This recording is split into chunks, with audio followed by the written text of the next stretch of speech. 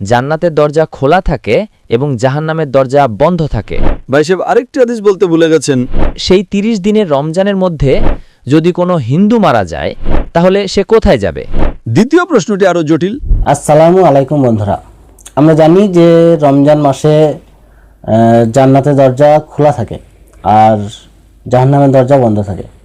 তাহলে রমজান মাসে যদি কোনো হিন্দু মারা যায় তাহলে সে কোথায় যাবে, জান্নাতের না জাহান্নামে? তো এরকম একটা আকর্ষণীয় প্রশ্ন ডক্টর জাকির নায়েককে করলেন এক ভাই। তো ডক্টর জাকির নায়েক কি উত্তর দিলেন, চলুন আমরা ভিডিওটা দেখি।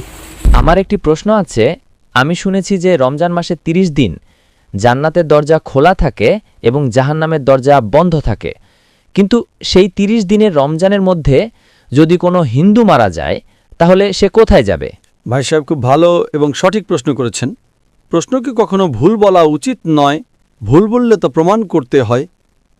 ভাই সাহেবের প্রশ্নটি হলো, তিনি হাদিসের উদাহরণ দিচ্ছেন। অনেক হাদিস আছে আল্লাহ রাসূল সাল্লাল্লাহু আলাইহি ওয়াসাল্লামের, বুখারী এবং অন্যান্য হাদিস আছে যে রমজানে আল্লাহ সুবহানাহু ওয়া তাআলা জান্নাতের দরজা খুলে দেন এবং জাহান্নামের দরজা বন্ধ করে দেন।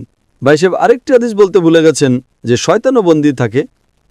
তো তিনটি বিষয় একসাথে, আল্লাহ সুবহানাহু ওয়া তাআলা শয়তানকে বন্দী করেন। তো ভাইয়ের প্রশ্ন হলো, যদি রমজানে ৩০ দিনের মধ্যে কোনো হিন্দু মারা যায় তাহলে সে কোথায় যাবে?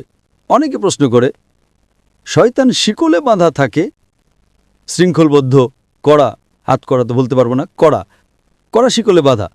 শয়তান শিকলে বাঁধা থাকে, তবুও আমরা দেখি গুনাহ হচ্ছে। যদিও রমজানে গুনাহ কম হয়, তবু গুনাহ তো হয়, তাই না? তো শয়তান শিকলে বাঁধা থাকে, তাহলে গুনাহ কেন হয়? এটাও একটা প্রশ্ন কি না? যদি শয়তানকে আল্লাহ তাআলা শিকলে বাঁধা রাখে রমজানে, আমরা দেখি তবু চুরি হয় কি না? কম হয় কিন্তু হয়। তবু লোকেরা মদ্যপান করে, কম পান করে। যখন শয়তান শিকলে বাঁধা, তবে কেন এই ভুল হয়? কিভাবে এই গুনাহ হয়? প্রথম প্রশ্নের উত্তর হলো যে জাহান্নামের দরজা বন্ধ থাকে, জান্নাতের দরজা খোলা থাকে। যদি কোনো হিন্দু রমজান মাসে মারা যায় তাহলে কোথায় যাবে? সে যাবে প্রথমে বারজাখে। কোথায় যাবে? বারজাক। বারজাক মানে মধ্যবর্তী সময়। মানুষ মারা যাওয়ার পর সরাসরি জান্নাতে যায় না, সে বারজাখে থাকে। এরপর হাসরের ময়দানে সবাইকে উঠানো হবে, হিসেব নিকাশ হবে। সূরা আল ইমরান অধ্যায় নম্বর ৩ আয়াত নম্বর ১৮৫। চূড়ান্ত প্রতিদান বিচার দিবসে দেওয়া হবে। কুল্লু নাফসিন যায়কাতুল মউত, প্রত্যেক প্রাণী মৃত্যুর স্বাদ গ্রহণ করবে। চূড়ান্ত হিসেব নিকাশ হবে বিচার দিবসে, কিয়ামতের দিন। আর যে ব্যক্তি জাহান্নামের আগুন থেকে বেঁচে যাবে এবং জান্নাতে যাবে, সেই এই দুনিয়াতে সফলতা লাভ করবে। এটি কোরআনের আয়াত। চূড়ান্ত হিসেব নিকাশ কবে হবে? বিচার দিবসে, এখানে নয়। তো রমজানে যদি জাহান্নাম বন্ধ থাকে, সে যাবে বারজাখে। রমজানের পর তো জাহান্নাম খুলবেই, তাই না?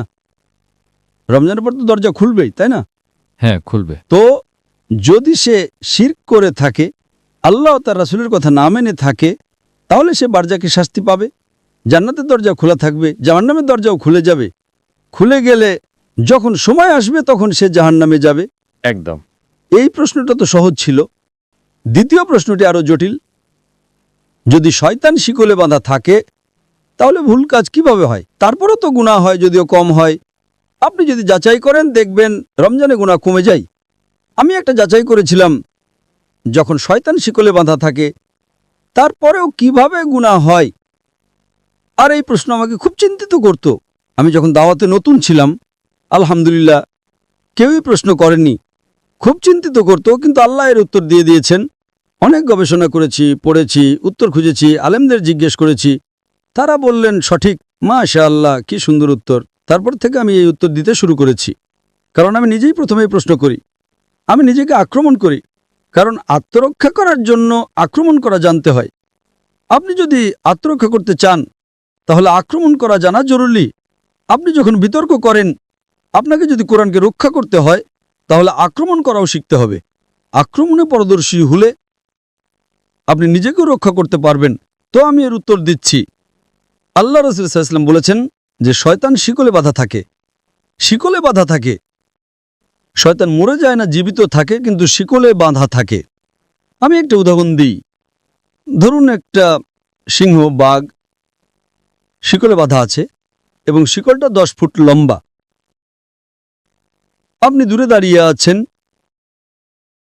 আপনি জানেন শিকলটা খুব মজবুত, তাই আপনি ভয় পাবেন না, তাই না? ভয় পাবেন না তো, শিকল মজবুত, কিন্তু শিকলটা 10 ফুট লম্বা। যদি একটা বাঘ বা সিংহ শিকলে বাঁধা থাকে আর শিকলটা 10 ফুট লম্বা হয়, আপনি 30 ফুট দূরে আছেন, শিকলটা মজবুত, আপনি কি নিরাপদে থাকবেন না? ভয় তো লাগবেই। ভীরু হলে ভয় লাগবে, তাই না? এমনি তো সিংহ ছাড়াও ভয় লাগতে পারে, কুকুর দেখে পালিয়ে যাবেন, বিড়াল দেখে পালিয়ে যাবেন, কিন্তু আপনি যদি 30 ফুট দূরে থাকেন তাহলে তো নিরাপদে থাকবেন, তাই না? হ্যাঁ কি না? একদম একদম। একদম। কিন্তু আপনি যদি সিংহের কাছে যান তাহলে কি হবে? খেয়ে ফেলবে। হ্যাঁ, তো আল্লাহ রাসূল সাল্লাল্লাহু আলাইহি ওয়াসাল্লাম যখন বলেন যে রমজানে শয়তান শিকলে বাঁধা থাকে, এর মানে হলো আপনি শয়তানের কাছে যাবেন না। ঠিক।